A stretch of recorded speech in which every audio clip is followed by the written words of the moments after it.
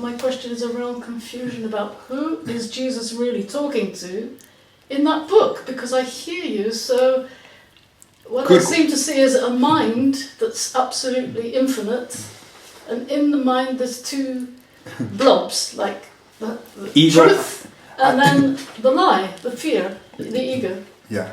But that mind, that's the big infinite thing, is it non-dualistic and non-temporal? Is that okay. Okay. We have to understand one thing.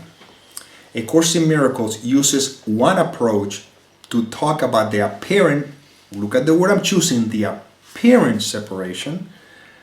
Advaita, Taoism or so uses another approach to lead you to the same place. The reason why A Course in Miracles uses this approach is because it's relating to us with the language that we understand. I mean, a Westerner who's very familiar with Christianity and everything, he's more familiar with that language that if you just put in a book or a teaching that goes straight from God and consciousness or something, it'll be very confusing, it'll put him off, so we'll use the same language that you understand. You believe in a Jesus, great, let's use Jesus as the teacher. So let's tell you the difference on how the two make the same approach, lead you to the same place. There's God and there's nothing else, and that's it. That's what is called non-dual. In that only thing that there is, it appears a thought. That's called what's called to refer to as a tiny mad idea. It's just a thought. You're here. Truth is who you are, but you made a mistake of having more tequilas than usually and fell asleep. You still being you in the bed, and there everything. There's no harm. But in your mind, a thought happens, which is a dream of separation. Okay? So, this thought is what A Course in Miracles refers to as consciousness. In Advaita or other non-dual philosophies, consciousness is God. There's consciousness, and the dream is consciousness identified.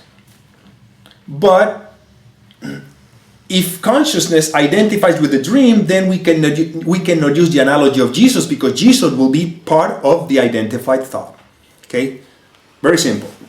So A Course in Miracles uses this analogy. There's only one mind, and that's it. There's only God, nothing else. In that one mind, it appears as a thought. That thought is called consciousness. This thought is what we can refer to as mind in not the opposite of capital letters, you know. Well, God would be capital letter God. That mind refers to the Son of God.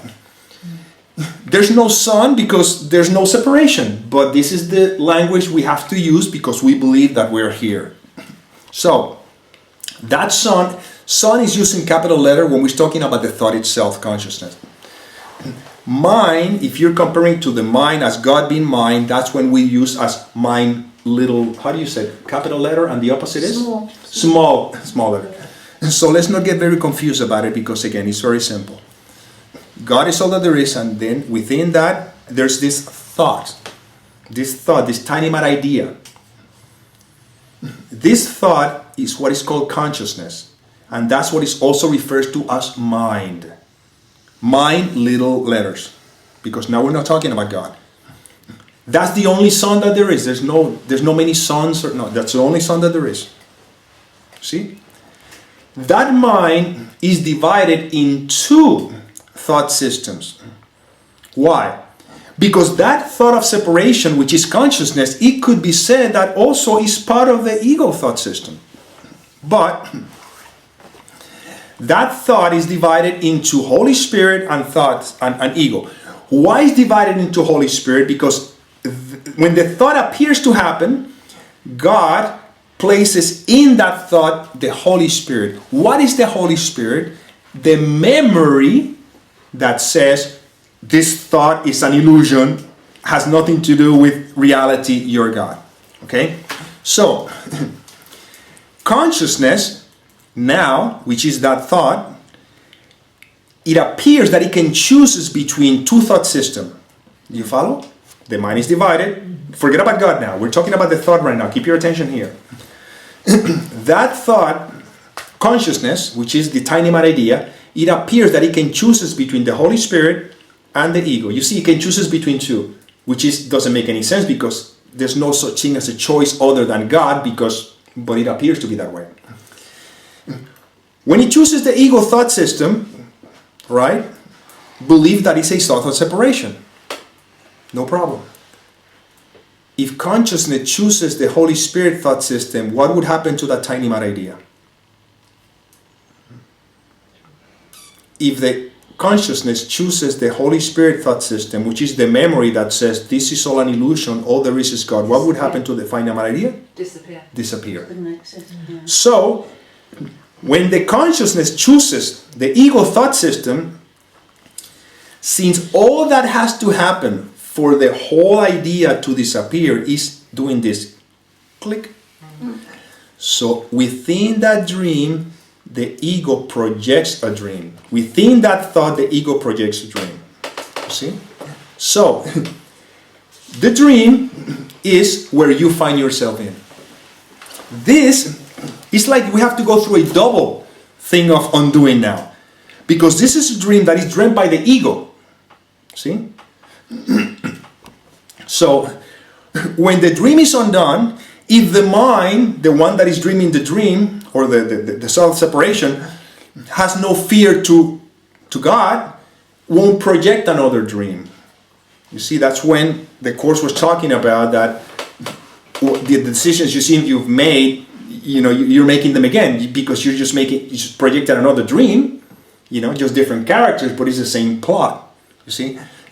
So, when the ego projects a dream, that dream is where we're here. Okay? That dream is what's keeping consciousness distracted from the awareness that consciousness is the mind itself. In that dream appears a book, A Course in Miracles, appears to be a Jesus in the form of a man 2,000 years ago within the dream. So to answer to your question, Jesus is talking to the mind that is dreaming you. But the mind that is dreaming you is identified with you because you think you're you. But it's not you who think you're you. It's the mind that is dreaming you that think it's you. So because the mind is identified with the dream and it uses you as a point of reference, because the mind is everything. But because it uses you, uses this book, or Jesus, if you want to use that, to appear to be talking to you. And what is it telling you? This is not who you are. This is not your reality. You see? If you notice, A Course in Miracles says, this is not a course on effects. This is a course on cause. Okay? Cause means mind. Not personal or identification or the world. It's mind dreaming the world. That's the cause of it all. So, for example, this is the world of effects. In this world, there's no such thing as causes. Because everything that happens in the world is being dreamt by the mind, the only cause. That's why they call it original cause. Original sin is not a sin, it's a mistake. It's an idea that this experience is our reality. That's what is called original sin, but it's a mistake. That's all. It's not to be punishable, it's just to be corrected. That's all, okay? So, look how simple. This is a glass of water, okay? This glass of water is an effect because it's being dreamt by the same mind that is dreaming the dream. I am an effect by the same mind that dreaming the dream. But within the context of the dream, where the mind believes that there's an I and there's apparent things that could have an effect on me or not, check this out. I feel thirsty. I drink water. The thirst is gone. If you identify with the ego thought system, you think that the water is the cause of my end of thirst. You feel the trap? The cause was not the water. The water is an effect of the mind dreaming the whole thing. The mind dreamt a water being taken to my mouth, being drank, and the water was not the cause of me not being thirsty. The water is an effect, just as me drinking it is an effect, just me not being thirsty is an effect. Therefore, this is not the world of cause, this is the world of effect, because in this world does not exist cause and effect. Therefore, there's nothing I can do to anyone, nor anything can do anything to me to make me feel or to make someone feel, because all is simply a happening that is taking place as a result of the mind that is dreaming the dream. That's why A Course in Miracles never put the attention on what's happening in the dream. That's where the ego brings the attention, because that's how it keeps the mind distracted with the dream. So, this is the world of effects. In that sense is when the Course talks about, when he talks about medicine, he talks about magic, special agents, because we think that the medicine is what cures an illness. The medicine cannot cure anything, because the medicine is an effect, just as the illness is an effect. You see? But this is where the ego gets in here, in the interpretation of the Course. The ego says, if the medicine cannot do anything for me, because in reality has no cause, I will not take the medicine, because that way I know that I don't need it. But the problem is that the only reason why the medicine happens to be there as an effect is because I believe to be a body, and if I already believe to be a body, I am believing all the belief system that comes with that, and one of them is that the medicine will help me. So that's what the Course talks about. Do not make the mistake of denying your experience. So the difference is not that I don't take the medicines if I have to take them, is that I take them being conscious that they do nothing, but because I believe to be a body, and I believe in the sickness because I believe that the body is getting sick, well, I believe that the medicine can help. In some cases it might, in some cases it may not. But the difference is that the identification is not with the body, is with the mind. So the focus is not trying to get rid of the illness. The focus is never lose sight that I am not this body. And then I do whatever human beings do in the world normally. If you need to take the medicine, you take the medicine. If you don't feel like taking the medicine, don't take it. But don't go to the mind, the ego mind, the intellect, and say, I should not take medicine because, according to the Course, it says I'm not a body, and if I just take medicine, I'm making the body real. You're making the body real the moment you started brushing your teeth in the morning. You see, it's very simple. This is very simple. Can I just ask one question? Because I'm getting so muddled up with these minds. When you say it's the mind that is dreaming the dream. Yes. And I was thinking, but there's only one mind, and that's God's mind. So Let's use two words. That? Let's use two words then Right. from this point on. When I refer to the intellect, I'm going to refer to the ego mind, the mind that remembers stuff and thinks that this is who I am. When I refer to a universal mind or mind, this is basically that which dreams the whole thing. And that's it. Remember, God never, this dream never happened. You see, that's why, can I have A Course in Miracles real quick? So I got it. This is why we got to be very careful when people ask questions. One of the first questions is always asked is, how did the dream of separation occur? That's a very dangerous question. Not dangerous because it's dangerous. It's because the question comes from a false premise that says that the dream of separation did happen. And that's why in the clarification of terms, okay, listen carefully, clarification of terms, introduction, paragraph 4, okay? The ego will demand answers that this Course does not give. It does not recognize as questions the mere form of a question to which an answer is impossible. The ego may ask, how did the impossible occur? To what did the impossible happen? And may ask this in many forms, yet there is no answer, only an experience. Seek only this and do not let theology delay you. What is it telling you? The moment I ask a question, how did the separation occur? The question parts from the false premises that a separation occurred. So the question is not really a question. It's an affirmation that something did happen. And what we're saying is that nothing had happened. That's what the Course says. Instead of focusing on those questions, we just keep the mind distracted from the belief that God's separate from itself. Just forget about the theology and focus on the experience. What is the experience? The experience is the way you observe yourself relating to the illusion from a space of non-reactive to the illusion, because the mind is resting in the awareness of what is without giving meaning to anything. That is what he's talking about. So even though I still appear to be a body, in this case has a name, okay, I can relate to the world but not finding myself reacting to it, because there's a shift in awareness that knows that this is just a made-up story. However, while I still react to the world, not to make the mistake of using the intellect to get this concept and justify them to behave in a particular way. You see?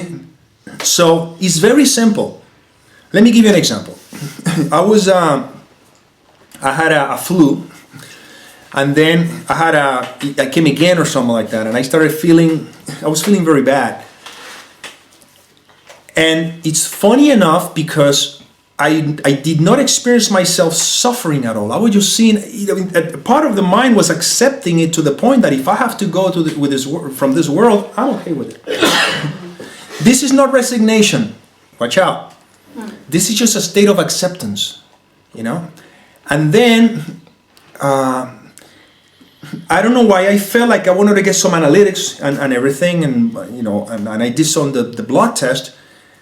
And I saw the mind, what if I have something or whatever? But then I go back again, whatever happens, it happens. I was ready for whatever because there's something in me that says, this is something you want to tattoo in your forehead.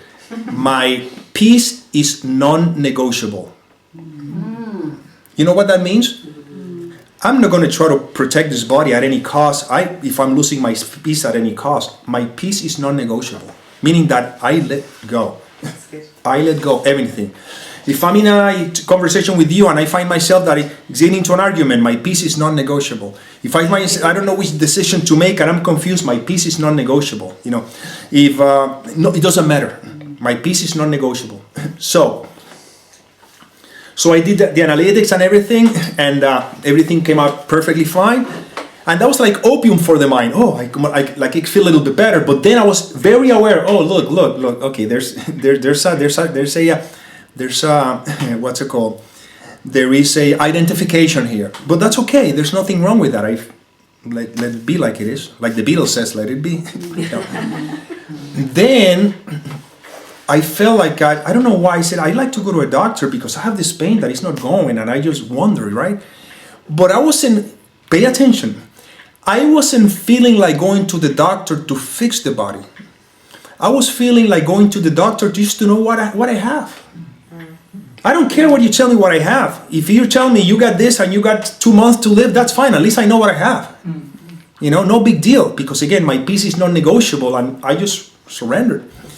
And I go to a doctor and I told him what was going on.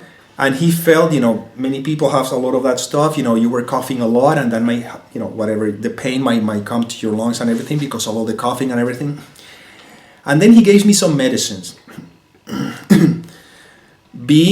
I'm going to use this word, be careful when I'm about to say. This is not a suggestion, nor a prescription, nor what to do. This is what happened on my script. In your script, might not have to be that way. Okay? So, something in me felt, you know what? Go to the pharmacy and buy the medicine. Because if this is a plane of consciousness anyway, and I was led to go there, maybe I'm led to take the medicine. And that's fine, no big deal. I mean, in the end, that's just what happens. I bought the medicine, and when I was supposed to start taking it the next day, I don't know why, observe when I say I felt like this is just a happening. It's not something that Nick did, but that's what happened in my script. I felt like going to Google or so and just check out the medicine. and look at all the side effects. Now, every medicine has side effects, it doesn't matter. But for some reason, I see all the side effects, and something in me felt that, I don't know, I don't feel like I want to take it. If I would been afraid of dying, that decision would not have been made. But because there's a part of me that doesn't care if I'm going or not, because this world has nothing of value to offer me. You see? There's a part of me that says, I don't know why. So I felt like not taking it, And then I said, you know what? I want to give it some time, see what happens. Well, the story is that I ended up not taking it, and it only cost me $10, But this is not something I did because I went into mental, the Course says I'm not a body and that's magic. No. Even that water is magic. Everything is magic. Breathing is magic. Don't take the medicine, that's magic. Well, don't breathe either. You see? It's very simple. In that moment, something in me felt like, I don't know why, and that's it. I didn't go into mind to question it because it just something felt like not, and I just found myself not doing it. That's it. To some other person, maybe taking the medicine is the best thing that needs to be done. But knowing that the medicine is not the cost anyway. But again, I believe that food is the cost of the ending of my hunger. Well, then just keep eating food. Don't make an issue out of it. Does that mean that that's true? No, I personally met someone who doesn't eat. But I don't care. I still enjoy the food, and I'm not going. That's just that doesn't make me any more spiritual. Oh, the ego loves to do things like that. If I eat this more spiritual. No, it's still a dream. The difference is that you're going to be a very miserable spiritual person when you could be a happy person eating what you want. Yes. Okay? Now, so now you understand that there's no cause in here. But don't go to the intellect with all the interpretation that, the ego has taught you about spirituality. Oh no, I shouldn't eat that because that's bad. Or nothing is good, nothing is bad. It is what it is. Feel like eating it. Well, that's all there is to it. You just eat it. That's all. No big deal. Now, when the identification is with the body, meaning the sense of separation, many of the compulsive behavior simply comes from my desire to feel whole again. You see? And we use different means to do that. Because I have overlooked that wholeness is what I am. You see? So that's why forgiveness, according to the teachings of the Course, is simply a way of not giving meaning to anything, just observe, just like the Course in Miracles says, forgiveness simply sits still and wait, Give yourself the chance to be. So for example, if a person gets ill and is very identified with the body, its fear most is to die or something happening to the body, he's going to buy whatever you sell them. He's going to get every single thing that he can to try to get the body well. A person who is not afraid at all of letting go of this body, the difference is that he's in a much better space to say, let me give it time. My experience, which is just simply part of my script, has been that 95% of the cases where I got a situation, an illness, and I just simply stayed with it, it's just going on its own. You see? But that doesn't mean that I'm telling anyone here I'm saying that you will do what you feel like doing. But I need do nothing is observe the stories the mind is fabricating. Because if I'm afraid of dying, then I'm going to buy whatever. What he's saying, stop. All he's saying is stop. Forgiveness is that. As a matter of fact, I'll read it to you. Folks, this is very simple. I'm glad that we have plenty of time for the cake and everything, because if I have to keep saying the same thing for another 20 minutes, I didn't come here to confuse anybody because I don't want to confuse myself. I'm talking to myself. Forgiveness, on the other hand, is still and quietly does nothing. It defends no aspect of reality nor seeks to twist it to appearances it likes. It merely looks and waits and judges not. That's forgiveness. It's not something you do. But would that be like war and everything? You're not forgetting anyone. You're not forgiving anyone. There's no one to forgive because there's no one here. What forgiveness is a step back. Whatever I'm feeling is what it is. Because the mind takes what I'm feeling, gives it a meaning, and that's the problem. So you're asking about war. War is an image, right? It's an image. Like this is an image. If you're reacting to the image, your mind is identified with war in you. See? If you observe war as just part of the projection and step back, if there's something that you may need to do about it, you'll be led to.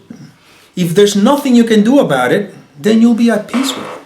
You see? Because this is the world of duality. The ego, the spiritualized ego, tries to take this world and fix it so there's going to be peace all over earth forever. Remember, duality means that for one aspect of oneself or one aspect of experience exists, the opposite has to exist. Meaning, just as an example, let's say you see this cellular phone, you say this is pretty or it's beautiful. The only way the concept beautiful can exist in your awareness is if the concept ugly also exists. Because if the concept ugly did not exist, how can you call this beautiful in contrast to what? You see? That's what love is. Love judges not, because love does not give reality to that which has not. That's why forgiveness, Jesus Christ, I close it again, but this time page is 401, right? Yeah. Forgiveness, on the other hand, is still, see, and quietly does nothing. It offends no aspect of reality. Reality is mine, is not, universe, it affects no aspect of reality, nor seeks to twist it to appearances it likes. The world is the appearance, and it doesn't try to twist reality with appearances it likes. So it doesn't like war, okay, but it likes the opposite of it. But the opposite of it, it's still an appearance. Love, on the other hand, is. That is what is meant by living in love. You see?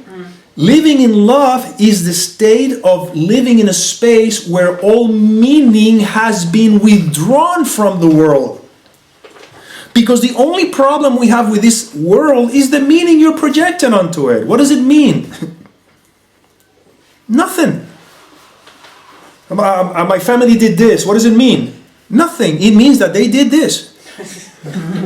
I have a pain in my neck. What does it mean? It means nothing. It means that you as a body has a pain and it happens to be over there, that which you call a neck. See, nothing means anything. And from that attitude, you don't take anything personal, because nothing is personal. And yet everything is personal, because everything is you. You see? Is it alright to ask a question? Yeah, go for it. And I know it is the ego mind that does this. Who do you think asks any question? Yes, just the ego. So you can save yourself the part that says it's the ego asked or anything. I don't need to apologise. Imagine the Holy Spirit asking a question, then we'll have a problem.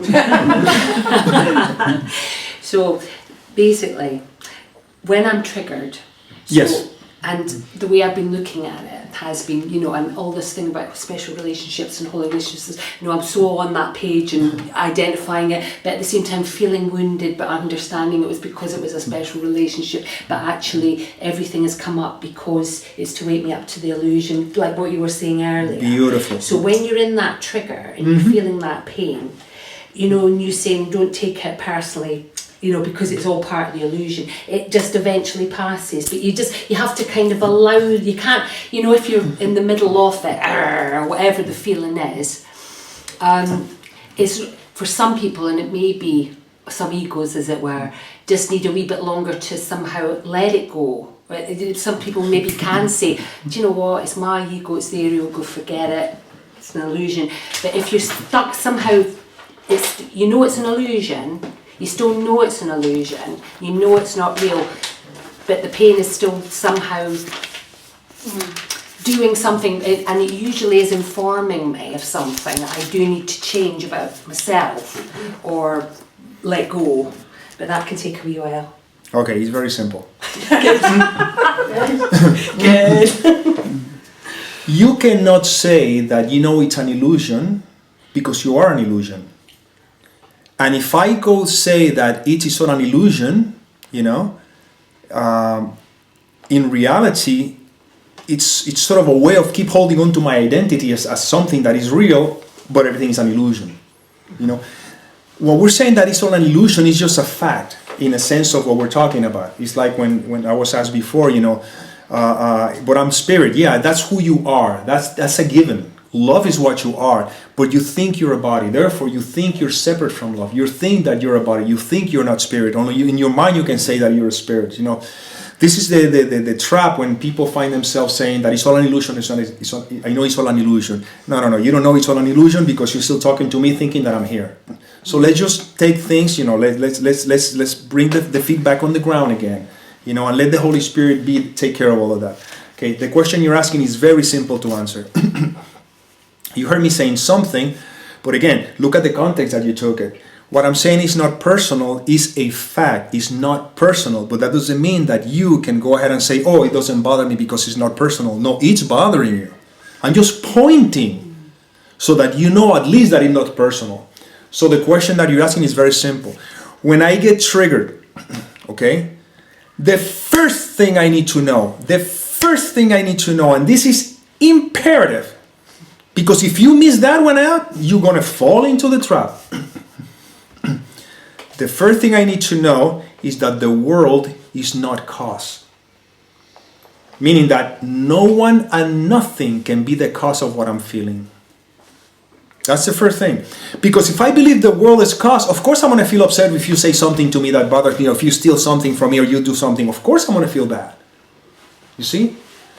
So, the first thing is the world is not cause. That, when you go to lesson number 5, you remember what that is?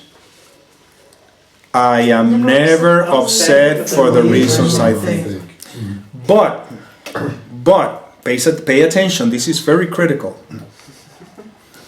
This is not a mind thing. This is not an intellectual thing, and this is what we tend to do. What we're asked to do is when you feel that pain, feel the pain. All the way. But do not make the mistake of justifying it. That's why some people make the mistake of thinking, no, I shouldn't get angry. The Course never said you should not get angry. What the Course says is not justify it. Because if I justify the anger, it's because I am justifying that something outside of me, which now appears to be real, has the power to take away my peace. This is the hardest part of this course, because the human being wants to do is avoid pain at any cost and seek pleasure. Both of them are the same trap. What the Course is inviting us, that's why I went to lesson 70. Since all illusions of salvation have failed you, surely you do not want to remain in the clouds looking vainly for idols there, when you could so easily walk onto the light of real salvation.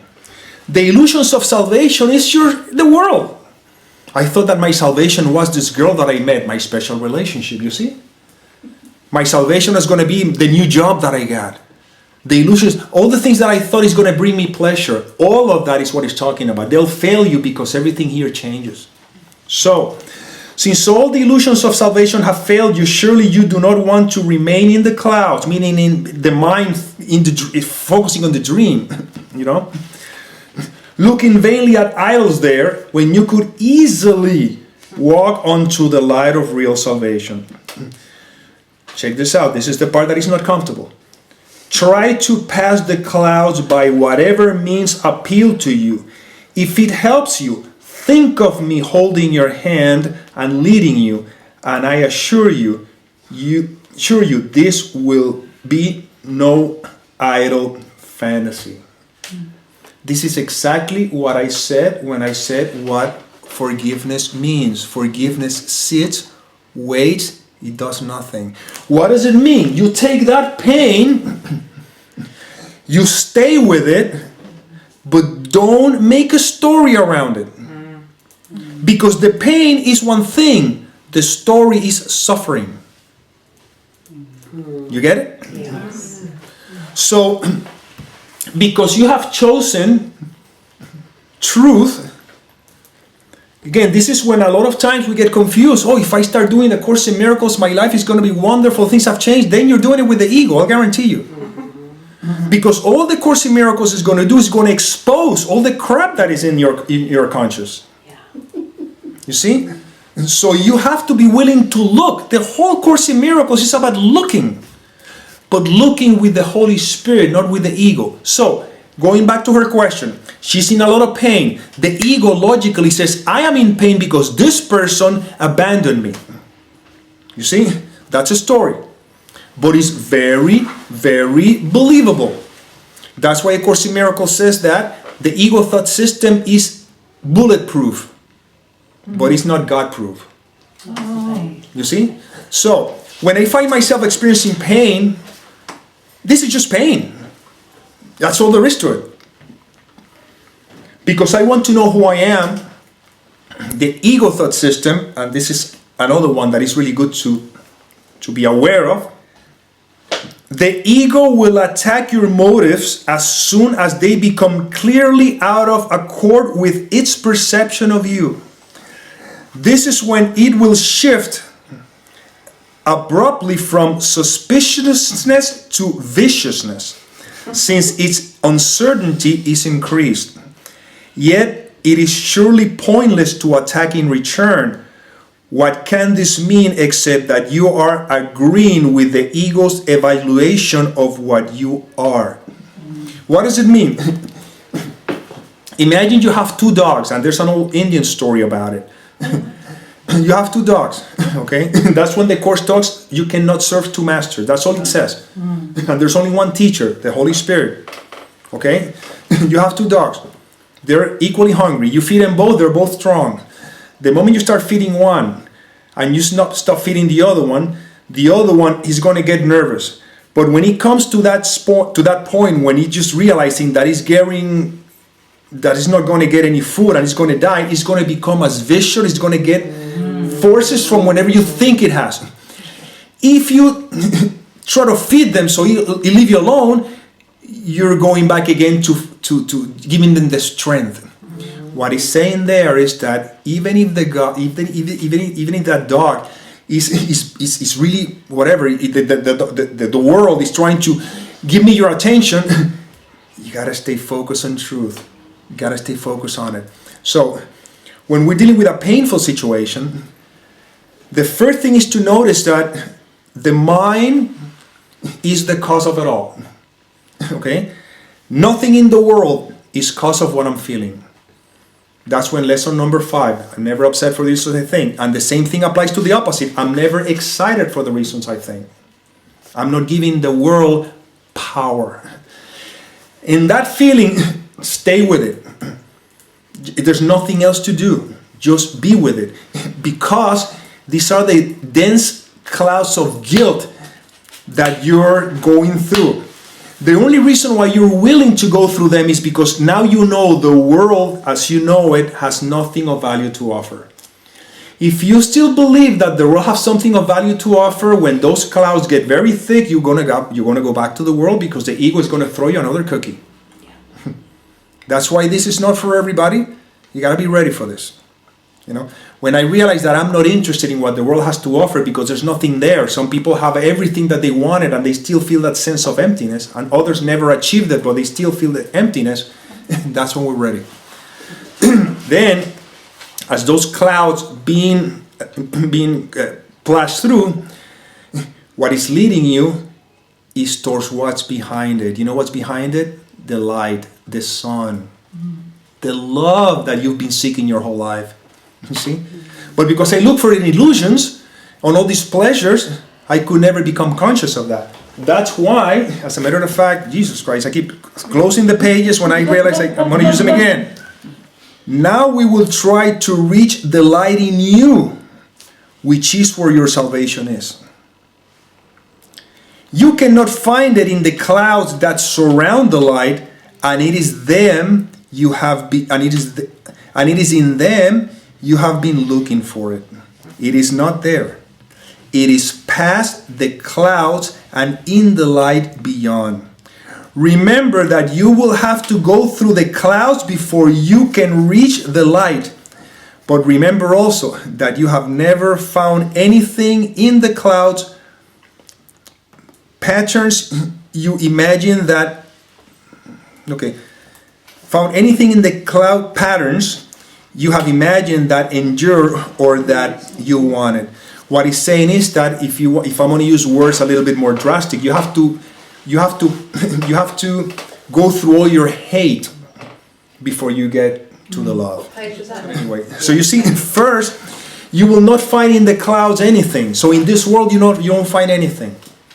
But now that you don't find anything here, in the clouds, you have to get through the clouds so you can get to the sun. So this is the part that is not comfortable, and that's when the Course in Miracles sometimes can become, some people can become very confused when they think that this is a course about love and hugging and kiss and let's be one. No.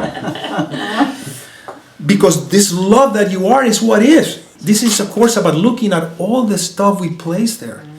So when you find yourself feeling that, it's just because that image is something you made special, and now when that image is taken away for whatever reason and you feel the pain is because that is the obstacle to the love that you are, that once that obstacle is gone through, you no longer need that image, and then you look at that image and you say, thank you, because you helped me look at the stuff that is in here. That's what I always say, your greatest teachers are the one who pushes your buttons. Yeah. It's not the guru that you love, and no, that's not it. That'll be a reminder of your sense of love and oneness. I'm not talking about a person, I'm talking about essence. But the people who give you the most trouble, in reality, they're showing the aspect of yourself, of the mind, that you don't want to see. You see? So that's why it's very important to keep attention, and that's why it's been said, Kenneth Wapnick used to say, the way you know you're actually advancing, just for the sake of using a word, you're not really advancing, you're already there. But the way you're advancing, and you're getting the most out of it, is when you watch the ego, the fear coming up, and you catch it before it pick up speed. You see?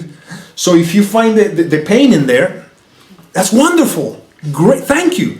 Because it's there. I just didn't know it was there. That's why I say it's very easy to be single and spiritual. Yeah. You see? But give me a mirror. Yeah. Well, the world is your mirror. And that's why we use the world now for the sake of forgiveness, so that I can heal. I don't hide from the world. That's a trap when sometimes we create communities thinking that, like-minded people. No, because the whole world is your community. What is it that you don't want to see? And that you're so afraid of seeing that you create sort of like a...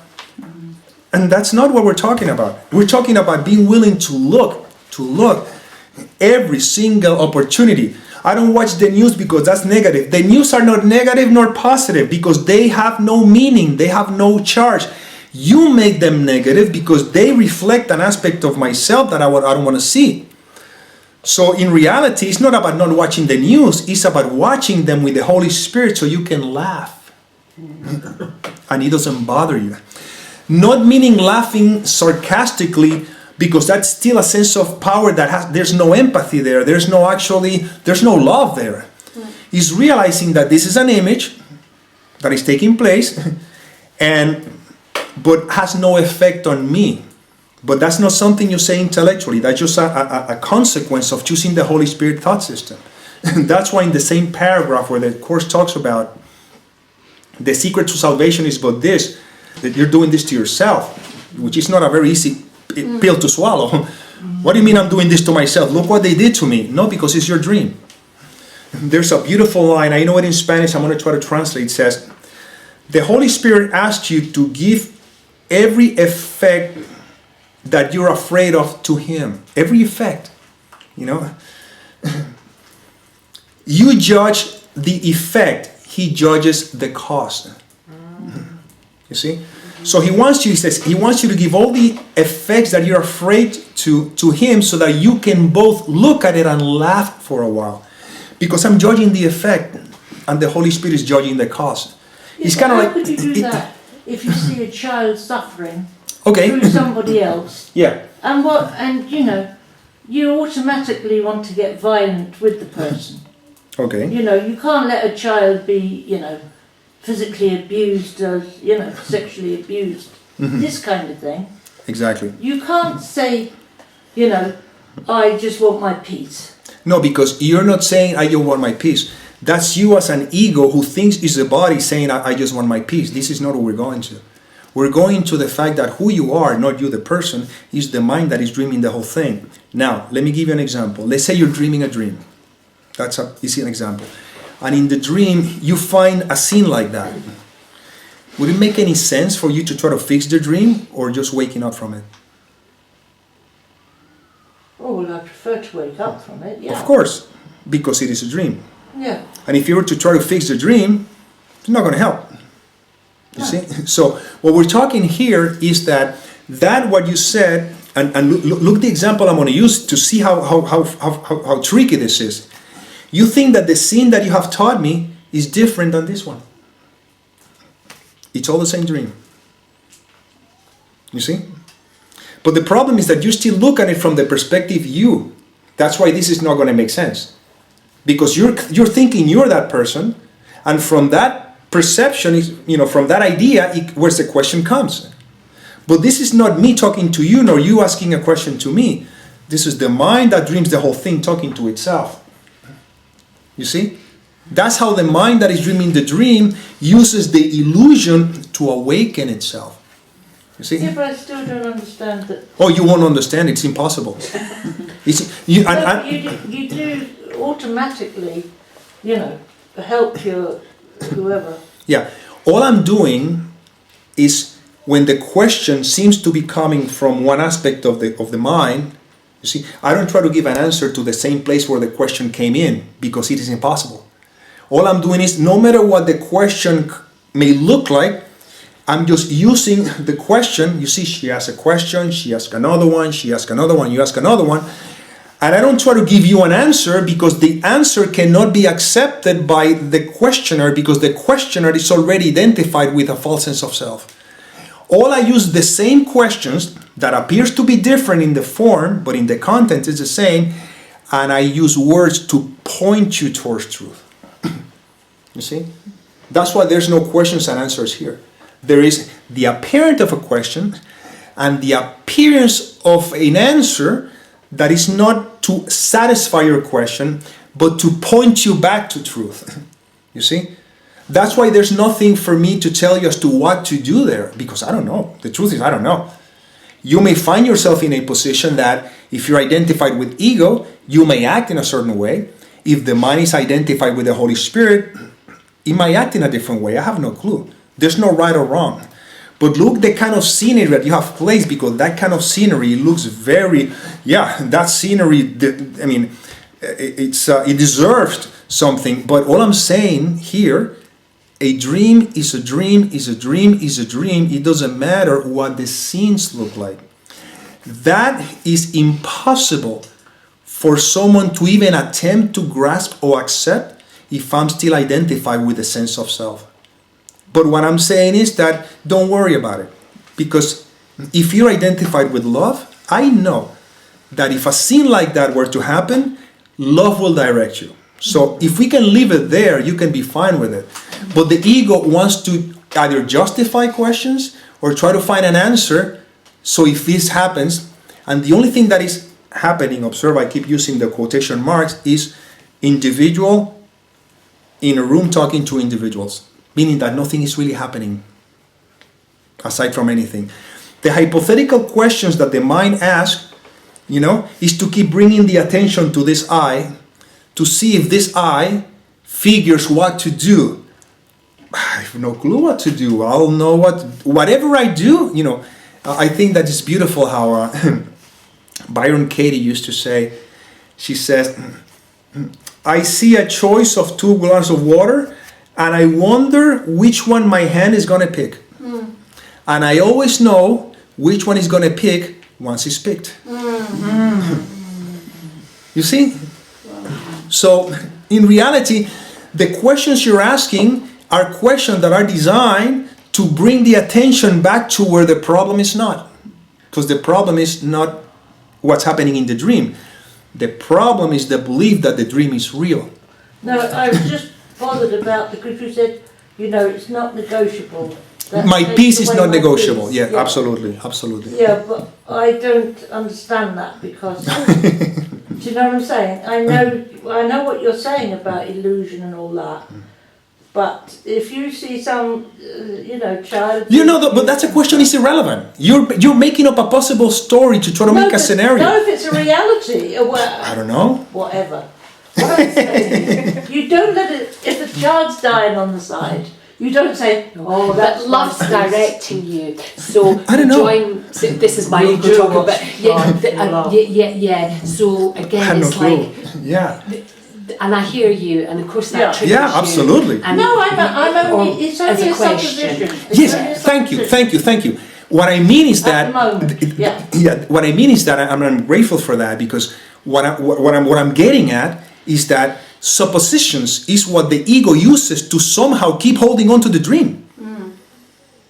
You see, it doesn't matter what the supposition is. No. The fact is, women sitting on a couch talking.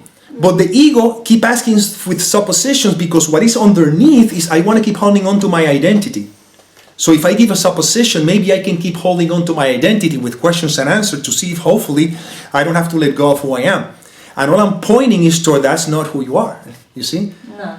What to No, do? it I was have just no the clue. difference between you saying this about it's not negotiable. This is, I keep my peace. Okay, let's elaborate on that, because that's a really good thing that can be misunderstood. I can never do anything in the world lovingly if my mind is not at peace. Can we agree on that? Yeah. Yeah. It's true. I can never do anything in the world lovingly if my mind is not at peace. If my mind is at peace, whatever I do has to come from love. Doesn't matter what is. So my peace is non-negotiable, because if my peace is non-negotiable, it brings you to the line of the course that says you want to be happy or you want to be right. You see? So when I am in a place of peace, paradoxically, you are more likely to do the most kind and loving thing in a situation like that. But that is a hypothetical. I don't even know, because I may see a child in the street, and I think that I have to go and do something about it. And because I have to do something about it, because in fear and everything reacting, then a gunman shoots me. Then did it help? There was a problem solved? No. So I don't know. But if I'm at peace, I may be in a better space of trusting, and watch this, this is very important. The only thing that you think that you can help that child is because you believe that God made a mistake and that God is not with that child. That's the problem. And now I want to play the role of God. And you know what I want to play the role of God? Watch out, this is going to be deep. Because you don't believe that God is taking care of you. The day you truly believe that God takes care of you, I also trust that God is taking care of each and every one of its parts, and I am not here to get in the way. So all I'm saying with this is bringing you back to know that you are already loved. You are God, you're everything. And all the parts are always also taken care of by God. So I don't have to worry about what to do with this person or something, because this is what is called false empathy, which simply holds on to my desire to feel special. And to assuage guilt often, right? Of course. That's why a course says, trust not your good intentions.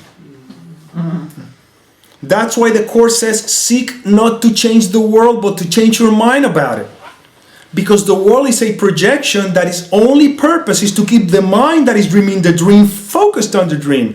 And of course, I mean, it'll give you either by bringing you a hot person that you really feel all the things for that, or a child that is in the street that you think that deserves. You see, it's the same thing.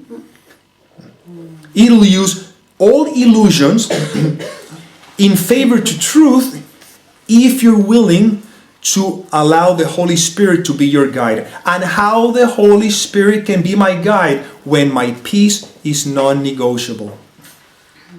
That's why there's I think it's chapter 8 on the introduction says, knowledge is not the motivation to learn this course. Peace is. So if I allow life to be, right, I trust that whatever I do, whatever I say, it has to be the most loving thing, even when at times it may feel like sometimes you might have to be firm. One thing is being firm with authority, and another thing is being firm with anger, which is manipulation. See? But this is not something that you do because you've heard me saying it. Your job is not to figure out what to do. Your job is to surrender right now. That's it. That's my whole message. I can take this whole message in one word, surrender. But if I do the word, say the word surrender for 3.5 hours, I'm going to get very upset. Because he says, doesn't he, resign now as your Say it again? teacher. It just reminded me of that thing in the course, resign now. Right now, this is it. You see, this is what it is. I mean, but there's resistance, and that's why the repetition seems to be, the Course in Miracles is repetitive, telling you the same thing, but when the ego jumps in there, then you're going to bring your attention to the world again, and then, oh yeah, but the Course says that you should, about your brother's another thought. What he's saying is that forgiving your brothers, he's not forgiving another person. He's talking about the fact that if the mind is the only thing that there is, I am a thought in the mind of separation, apparently, and you happen to be another thought of separation, and so is everybody else. The purpose of the Course is to unify the mind, not the world. Because then I think, until everybody in the world being at peace will all wake up. No, I just need to wake. I'm the one who has to be at peace with everything in the world, with everything. The ones who do the things that are kind and the ones who do things that are unkind. Because if I see the ones that are doing the things that are kind according to my judgment, because kindness is another judgment as well, because nothing means anything but just for the sake of language. If I see somebody doing something unkind, and if I react to it, that person it's helping me see the unkindness in me that I don't want to see in me, and I just want to feel so special that I'm the right one, that I'm going to go ahead and judge the person. And if I see somebody doing something that is kind, it could be a reflection of the kindness in me, but not because of the behavior. It's just because I'm not reacting to it. You see? What I'm reacting to is simply a part of myself, is guilt projected onto something. You're never reacting to the people for what they're doing. You're reacting because you're interpreting what they're doing from the premise that you're something separate from them. They are guilty, meaning that you're guilty, because if you look at yourself in the mirror, you wouldn't say to yourself you're guilty because you know who you're talking to, So the Holy Spirit is there not to try to tell you what to do in the world, is so you don't allow the world to be a distraction. That's why every single teaching that points towards non-duality, towards truth, they all agree to the very same thing, that the highest form of teaching is silence. From A Course in Miracles that says the miracle sets in when, the miracle rests in the mind that, I have it over here, let me see if I can find it. The miracle come quietly to the mind that it's still for an instant and stay in quietness. I'm just translating, The mind the miracle comes to the mind that sits still. the miracle is not something that happens in the world. Again, be conscious of that. I have to drill this over and over again. The miracle is when the mind stops the condemnation. You see? From that place, so what do we do? What forgiveness asks us to do? Whenever I find myself that my peace is being disturbed, I don't know the meaning of anything. My peace is non-negotiable, meaning that thy will be done. And that's it. I wake up in the morning. No, life wakes me up in the morning in the dream. When I wake up every morning, you know what the first thought that comes to my mind? Okay, I still have forgiveness opportunities because I'm still hanging on to the body. But I don't take that as a curse. I just simply say, okay, well, thy will be done. And my life is a surrendered life. And when I find myself caught up in the Maya, in the dream, in the veil, I don't have to feel guilty about it. I just have to realize that, okay, in the dream, I'm supposed to feel this way. That's why we're talking about guilt. Guilt comes as a result of one single thing: the belief that I'm the doer. That's it. You cannot feel guilty about something you haven't done. You can only feel guilty if you think you did it. But remember, I am a thought. We are all a thought in the mind that is dreaming me. So if I say to that person, you basket case, it's just what happened. Now, this is not a justification of a behavior.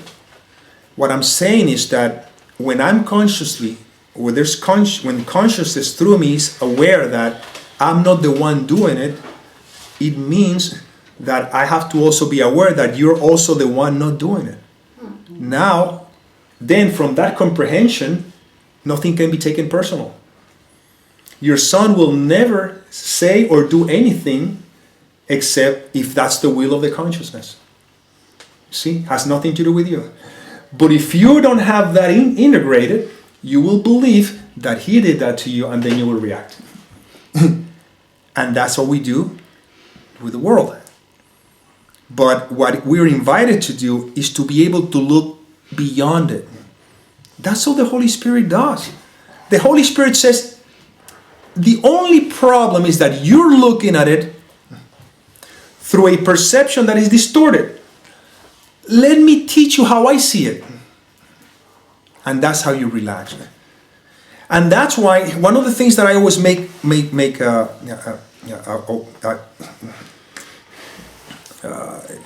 emphasize on is that don't sit yourself as a person asking the Holy Spirit to help you see it differently.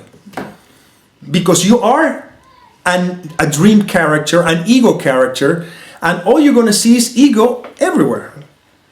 So it's not that Nick, you see, the challenge once again is that we believe that the Course is telling the person to do things. There's no one here. It's very simple. Check this out, it's very simple. If I were to say to you, for example, let's say you did something to me, and I said, Holy Spirit, help me see that differently.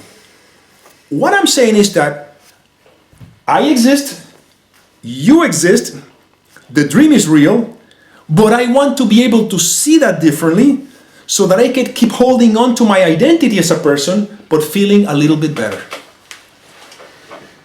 But we are told to go to the Holy Spirit. Exactly.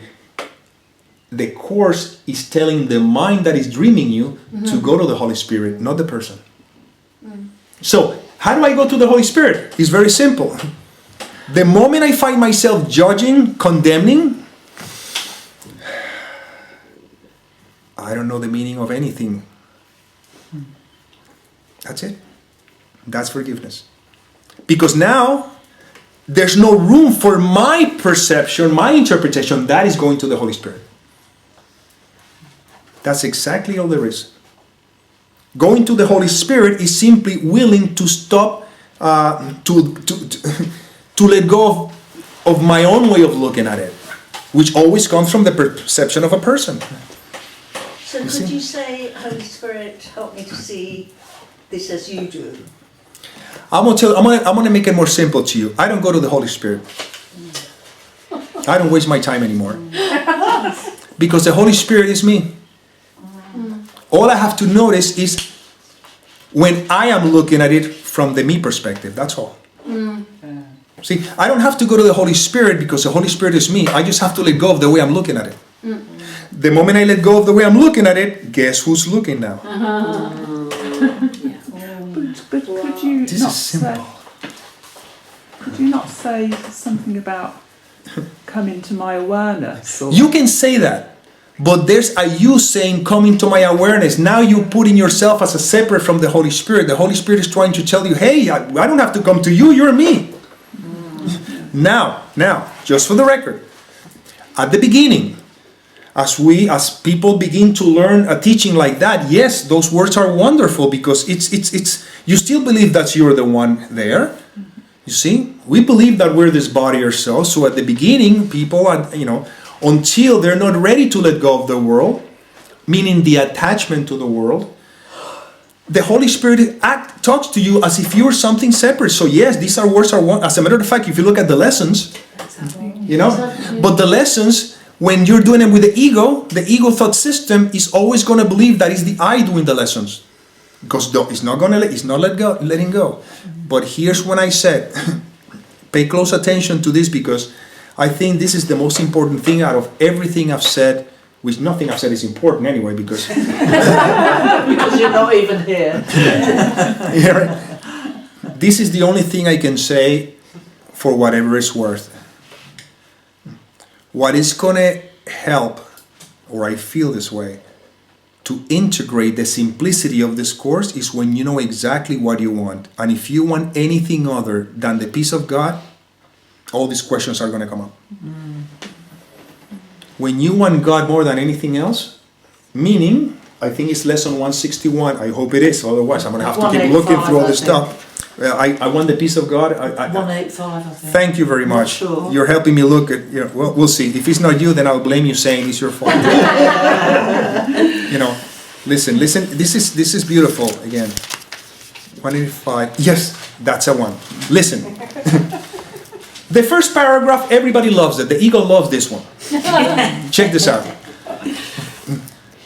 I want the peace of God. To say these words is nothing, but to mean these words is everything. If you could but mean them for just an instant, there would be no further sorrow possible for you in any form, in any place or time. Heaven would be completely given back to full awareness, memory of God entirely restored, the resurrection of all creation fully recognized. Ooh, the ego loved that first paragraph, because he says, oh great, so if I just want the peace of God with all my heart, I can still dreaming. My world is going to be wonderful. I'm going to see. Let's go to paragraph number 5, just in case. It's like saying, you know what, I think you didn't get it. To mean you want the peace of God is to renounce all dreams.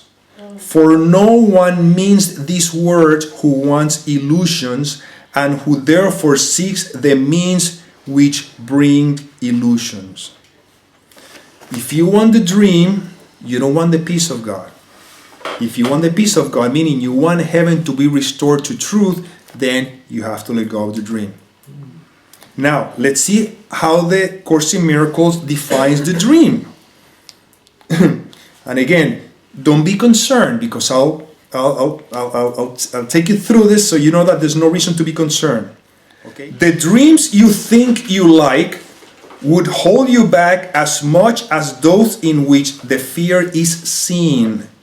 For every dream is but a dream of fear, no matter what the form it seemed to take. The fear is seen within, without, or both. Or it can be disguised as pleasant dreams, but never is it absent from the dream, for fear is the material of dreams from which they are all made. If there were no fear in the mind, this projection would not have been taking place. Now, pay attention. The beauty of the gift that the Course has given me, and it still does. Remember, first is what is it that you want truly. If you want the peace of God honestly, then don't worry.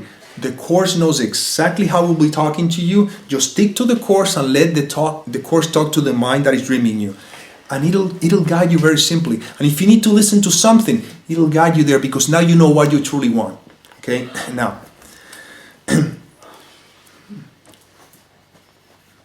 if the Course or the Holy Spirit will take away your toys, you will experience that as sometimes very, very hurtful, very, very painful, be a lot of suffering. And if I come into you telling you just give up the world and you have to renounce to the world, probably that will not turn you on to try to follow the Holy Spirit's thought system. Personally insulting. Not only that, not only personally insulting, but I don't want to give this thing, right? But there's a line in the Course, there's a paragraph that talks about it's like a child, you give him a knife. You have to take it away from him, and he's going to cry thinking that you're taking away his toy, but he doesn't really know at the beginning that actually the toy is going to hurt him.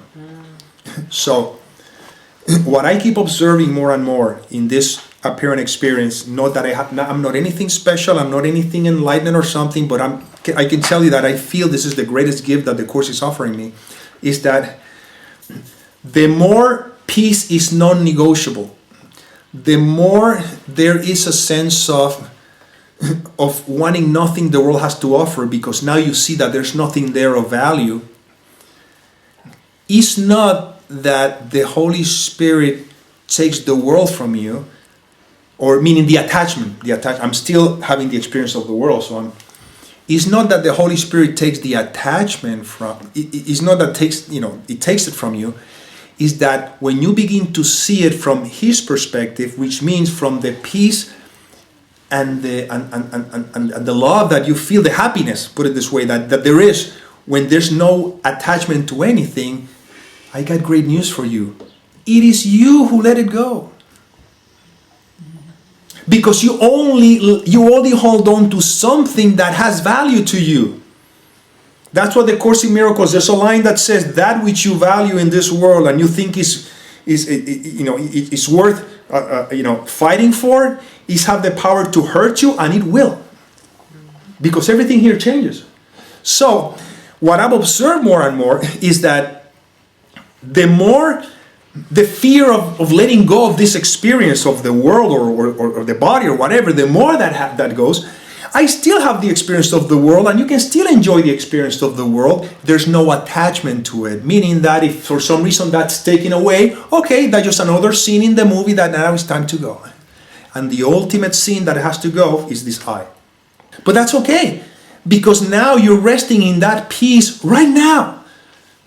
Basically, what the Course is teaching me is to learn how to rest in peace right now. You don't have to wait to die so they can put in a tombstone. That's the mistake. We struggle our whole life, so then he died in peace. No, I want to die in peace right now. That's why I want to rest in peace right now. That's why in India it says, you have to learn to die while you're alive.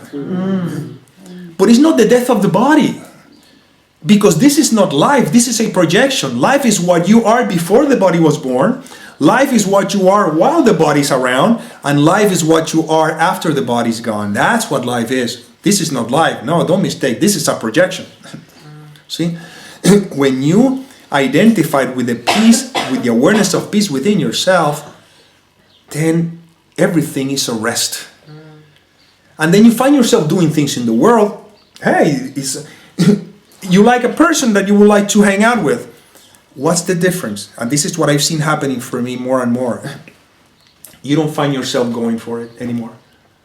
Because you know that if this person has to be in your life, life will put it in front of you. Simple. Simple. Because there's not even the energy to try to hold on to anything. Not even to this body. They diagnose the body or something. Well, you have to do all these sort of things. If it's my time to go, I'm ready. Bring it on. Bring it on. You see? Now, you like something in the world. Oh, I like that. Do I have to push too much effort to go there? No, I like to be at peace here. Now the ego says that then you cannot go for your dreams. I don't want to go for my dreams. I'm at peace. I'm happy here. Because we believe that happiness and peace is a state, which is not a state because states are temporary. We believe that peace and happiness is something we'll experience once we get that which we were searching for. See, what we're trying to say here is that peace and happiness is what you are, but you cannot be conscious of that as long as you keep searching for that which you think is going to give it to you. It's a never-ending cycle that you will never get out of it. That's why in the end, all this talk is about pointing in a particular direction that can be summarized in one single word: surrender. That's it. But what am I going to do with my life? You never did anything with it anyway. Why do you think that you can do something different? You will do whatever you're going to do. You know? And that's it. And that's it. Again, I don't know how to say, I mean, it's just so obvious, you know? But again, it's not obvious just because an identification with the I. That's it. When there's a time when the fear of letting go of this I begins to sort of dissolve, because this is the I that's trying to go after stuff. You know, I want that to make me, no, you are already it. You just forgot it. You see? There's a story. I think I heard it from Francis Lucille. Beautiful story. About a foreigner who was in Mexico, and he would go he crossed the border to the US, and he'd go to the US every single day holding on a bicycle, holding a bag of sand. And then the immigration officers, border patrols, they always check the sandbag to see what he's trying to smuggle in there, because they figure this guy's smuggling something. Every single day with a bicycle and a bag of sand. And then about 2 months later, after every day doing that, in Mexico, the border patrol, he was sitting there in a bar, and he see the men walking in. And he started talking to the guy, and then established a conversation, and sort of got along pretty well. You know, they really kind of like, I kind of liked him for each other. And then the border patrol says, you know what, I'm going to be very honest with you. I get the feeling you're smuggling something. Not sure what it is, but I'll make you this promise, because, you know, we've been talking, we've been hanging out for a while, and I really, you know what, I don't care. You won. You're the winner here. But if you please tell me what is it that you're smuggling, because I'm just so curious, and I give you my word, my honest word, that I will never ever stop you, and then you continue to do what you do, because you won. I'll give you my word. And the man says, you know what, I feel that I can trust you, and I'm going to take a chance on this one. So yeah, you're right. Every day I smuggle something. I smuggle bicycles. You see? God, love, truth is what you are. And the only reason why that which you are is overlooked is because of who you think you are. And I cannot tell you who you are, but I can tell you who you are not. And you're not that body, and you're not anything that you do, anything that you feel, anything you believe yourself to be. In that state of surrender, awareness itself takes care of itself. I don't have to do the work, because one of the things is that I am not doing the work, and the Holy Spirit is very clearly, you're not the one in charge of forgiveness, I am.